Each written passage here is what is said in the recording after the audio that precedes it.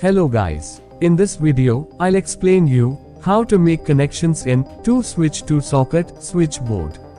Let's understand the terminals of the switch and socket. In every switch, there are two terminals. The top terminal is for output, and the bottom terminal is for input. In every socket, there are three terminals. The top terminal is for earthing, the left terminal is for neutral, and the right side terminal is for line or phase. Now, let's understand the wiring in the switchboard. In every switchboard, the phase wire is controlled by the switch, and the neutral and earth wire are connected directly with the sockets. Let's start the wiring procedure. Step 1. Connecting earthing wire. Connect the earthing terminals of both sockets with a green wire. The earthing wire is connected to protect against leakage currents. Step 2. Connecting neutral wire. Now, connect the neutral terminals of both sockets with black wire.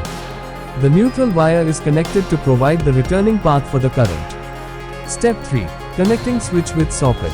Now, connect a wire from the top terminal of the left switch to the line terminal of the left socket. Repeat the same connection with the right side switch and right side socket. This connection is used to control the phase supply in the socket. Step 4. Connecting switch with switch. Let's connect both switches with a loop wire.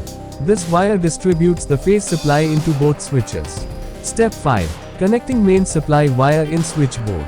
At first, connect the main earthing wire with the earth terminals of any socket.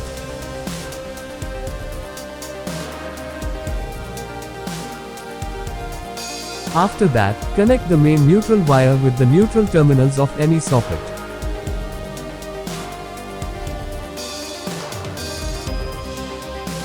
Now, for the final connection, connect the main phase supply wire in the bottom terminal of the switch loop.